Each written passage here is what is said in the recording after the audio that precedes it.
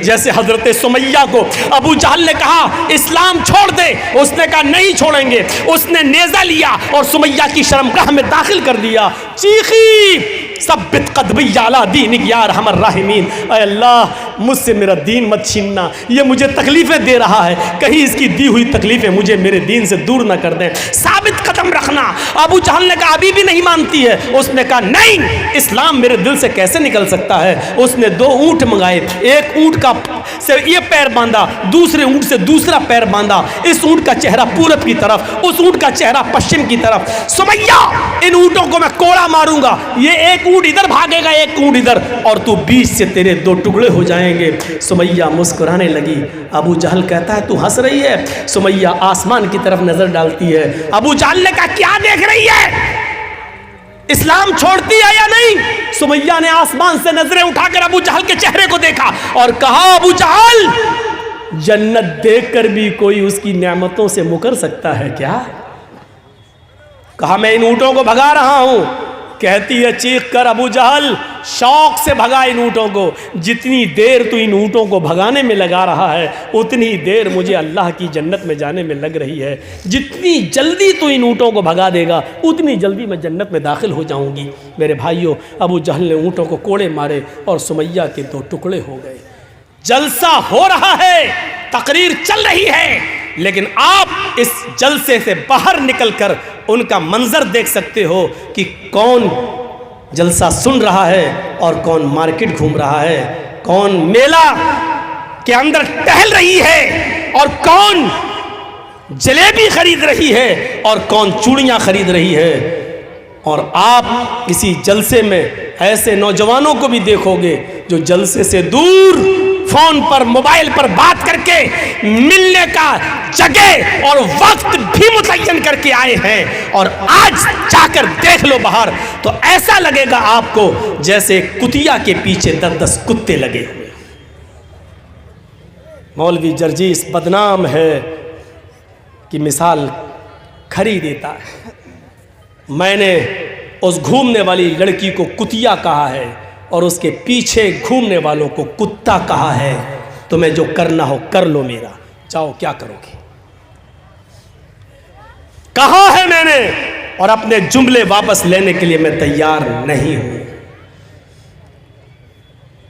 अगर तुम्हें अपनी बेटियों को कुतिया सिफत होने से बचाना है तो उनकी निगरानी करो, और तुम्हें कुत्ता बनने से रुकना है तो उनका पीछा करना छोड़ो।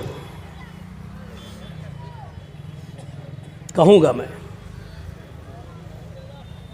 और अल्लाह की कसम अपने जुमलों पर हमें कोई पछतावा नहीं है, कोई फिक्र नहीं है कि कौन क्या सोचेगा मेरे बारे में।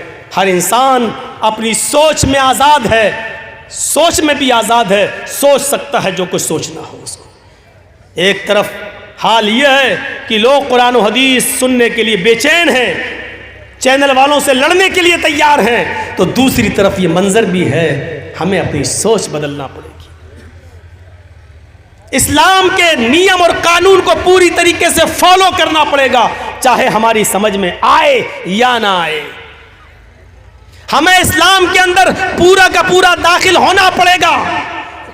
2-4 नमाजें पढ़ लेने से हम मुसलमान नहीं हैं, 2-4 रोजे रख लेने से हम मुसलमान नहीं है। माफ कीजिएगा, बहुत सख्त मिसाल दे रहा हूं।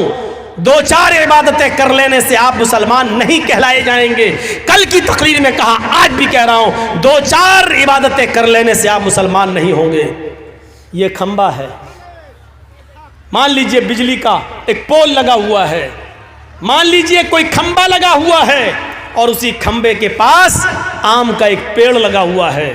सख्त हवा चलती है, सख्त आंधी आती है और उस तेज हवा से आम के चंद पत्ते टूटकर इस बल्ली पे लटक जाते हैं, चिपक जाते हैं, या बिजली के खंबे से चिपक जाते हैं।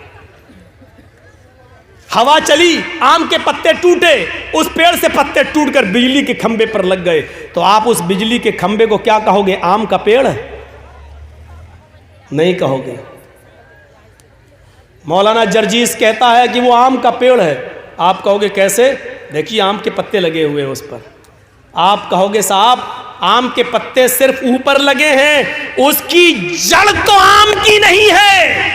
बिजली का खंबा ही रहेगा। नहीं, मैं कह रहा हूं आम का पेड़ है, इसलिए कि आम के पेड़ पर पत्ते लगते हैं, बिजली के खंबे पर भी पत्ते लगे हैं। आप कहेंगे मौलवी जर्जीस पागल हो गया है, रांची ले जाओ, इसका इलाज कराओ। अरे बिजली के खंबे पर आम के चंद पत्ते चिपक जाने से बिजली का खंबा आम का पेड़ कैसे हो सकता है? तो मैं भी आपसे यही कहना चाहता हूं कि एक इंसान 2-4 नमाजें पढ़ लेने से, 2-4 इबादतें कर लेने से, 2-4 फकीरों को खाना खिला देने से, 2-4 अच्छे काम कर देने से पूरा मुसलमान कैसे हो सकता है? जब बिजली का खंबा आम के चंद पत्तों की वजह से आम का पेड़ नहीं हो सकता है। आम का पेड़ तभी होगा जब उसकी बुनियाद, उसकी जड़ भी आम की हो, उसका तना भी आम का हो, उसकी शाखाएं आम की हो, उसके पत्ते भी आम के हो, और उस आम के पेड़ में आम का फल भी लग रहा हो, तब आप उसको आम का पेड़ कहेंगे। इसी तरीके से आपको मुसलमान उस वक्त कहा जाएगा जब आपकी बुनियाद जड़ से मुसलमान हो, आपका उठना इस्लामी हो, आपका बैठना इस्लामी हो, आपकी बुनियाद इस्लामी हो, आपका चलना इस्लामी हो, आपकी शादी ब्याह इस्लामी हो, आपके समाज में रहना इस्लामी हो, आपका चाल चलन इस्लामी हो, आपकी मुंह से गुफ्तगू इस्लामी हो। जब ये सारी चीजें इस्लामी हो तब कहा जाएगा कि आप मुसलमान हैं। वरना बिजली के खंबे पर आम के 2-4 पत्ते चिपक गए हैं, बस 2-4 अमल कर लेने से आप मुसलमान नहीं कहलाए जा सकते। अपने जड़ में मुसलमान बनिए। बैठो तो इस्लाम छलकता हो, उठो तो इस्लाम छलकता हो, चलो तो इस्लाम छलकता हो, शादियां करो तो इस्लाम छलकता हो, बीवी के साथ ताल्लुकात कायम हो तो इस्लाम छलकता हो, आपकी हर अदाओं में इस्लाम नजर आता हो, तब आप मुसलमान हैं। यह चीज हमें अपने अंदर देखना होगी, यह चीज हमें अपने अंदर पैदा करना होगी। इस्लाम ने जो काम करने को कहे हैं वो करना है, जिन कामों से रोका उससे रुकना है, चाहे उसमें फायदा हो या ना हो, चाहे उसमें हमारा फायदा हो या ना हो, लेकिन हमें रुकना है। बिल्कुल वैसे ही समझो जैसे बड़े बड़े शहर में आप गाड़ी चला रहे हैं और रेड लाइट जल गई। आपने देखा होगा बड़े शहरों में रेड और ग्रीन लाइटें होती हैं चौराहों पर। रेड लाइट का मतलब गाड़ी रोक दो और ग्रीन लाइट का मतलब गाड़ी आगे बढ़ाओ। आप जर्जी साहब गाड़ी चला रहे हैं, चलाते चलाते एक चौराहे के पास से गुजर रहे हैं, रेड सिग्नल हो गया, मतलब गाड़ी रोक दो। हमने गाड़ी रोक दी, लेकिन हमने देखा दाएं से कोई गाड़ी नहीं आ रही है, बाएं से भी कोई गाड़ी नहीं आ रही है, सामने से भी कोई गाड़ी नहीं आ रही है। तो अब नुकसान क्या है? जब एक्सीडेंट होने का खतरा ही नहीं है तो हमने गाड़ी को आगे बढ़ा दिया, चला दिया। आपने रेड सिग्नल में गाड़ी आगे बढ़ा दी है, आपने कानून तोड़ दिया। पुलिस ने आगे पकड़ लिया, गाड़ी साहब गाड़ी चला, लाल बत्ती जल रही थी। अरे लाल बत्ती जल रही थी तो क्या हुआ? एक्सीडेंट तो नहीं हुआ, किसी गाड़ी को हमने ठोका थोड़ी है। आप जुर्माना तब ले सकते हैं जब हमने गाड़ी को ठोका हो, गाड़ी आई नहीं रही थी, हमने चला दिया। पुलिस वाला क्या कहेगा? हट, रेड सिग्नल क्यों तोड़ा? गाड़ी आ रही हो या ना आ रही हो, रेड सिग्नल तुमने क्यों तोड़ा? गाड़ी खड़ी करना यानी कानून का पालन, चाहे नुकसान हो या फायदा, हर हाल में तुम्हें कानून को फॉलो करना है। कोई चीज हमारी समझ में नहीं आ रही है लेकिन हमें कानून मानना है। अल्लाह के रसूल ने फरमाया कि मोज़ों पर ऊपर से मसा करो, ये वुज़ू बनाते वक्त ऊपर से, जबकि गंदगी या मिट्टी नीचे लगती है। अकल ये कहती है कि नीचे हाथ फेरना चाहिए, लेकिन नहीं, हमें ऊपर फेरना है। हमारी समझ में आए या ना आए, लेकिन हमें कानून मानना है। अल्लाह के नबी ने कहा वुज़ू बनाते वक्त नाक में पानी डालना है, उसका फायदा हमारी समझ में आए या ना आए, लेकिन हमें डालना है, क्योंकि नबी ने फरमाया यह कानून बना दिया है, हमें उस कानून को फॉलो करना है। बस हमें इससे मतलब नहीं होना चाहिए कि इसमें ना करें तो नुकसान क्या है। नहीं, जो कानून बना दिया है, फजर में 2 ही पढ़ना है फर्ज नमाज, आप कहने में तो 4 पढ़ूंगा, नुकसान क्या है? नहीं, जो कानून बना दिया है वही तुम्हें मानना है। मगरिब की 3 हम 5 पढ़ते हैं, 4 पढ़ते हैं, नुकसान क्या है? नहीं, जो बना दिया है कानून वही तुम्हें मानना है, उसी को फॉलो करना है। चाहे नुकसान हो या ना हो, आपको कानून को फॉलो करना है। हमारा इस्लाम के साथ ताल्लुक कैसा होना चाहिए। एक पानी का बर्तन है, उसमें पत्थर डाल दिया, 2 दिन के बाद आइए पत्थर को निकाल के फेंकेंगे, पत्थर पानी से अलग हो जाएगा। 2 दिन के बाद जब आपने पानी से पत्थर को निकाला, पानी से पत्थर को फेंक दिया, इसका मतलब यह है कि पत्थर ने पानी को एक्सेप्ट नहीं किया और पानी ने पत्थर को भी एक्सेप्ट नहीं किया। जब तक पत्थर पानी में था, लेकिन जब चाहा तब आपने निकाल के फेंक दिया। ये हमारा इस्लाम से ताल्लुक नहीं होना चाहिए। जब तक हम इस्लाम से जुड़े हैं, जब चाहो हमसे इस्लाम को दूर कर दो या इस्लाम से हमें दूर कर दो, ये नहीं होना चाहिए। हमारा इस्लाम के साथ ताल्लुक रंग की तरह होना चाहिए।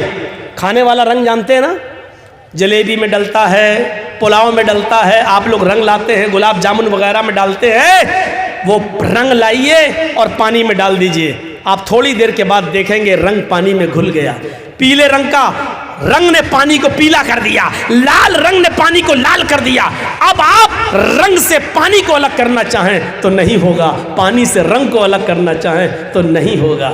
क्यों? क्योंकि पानी ने रंग को अपने अंदर समा लिया और रंग ने पानी को अपने रंग में रंग लिया। अब दोनों ऐसे घुल मिल गए कि पानी से रंग को आप अलग नहीं कर सकते और रंग को पानी से अलग नहीं कर सकते।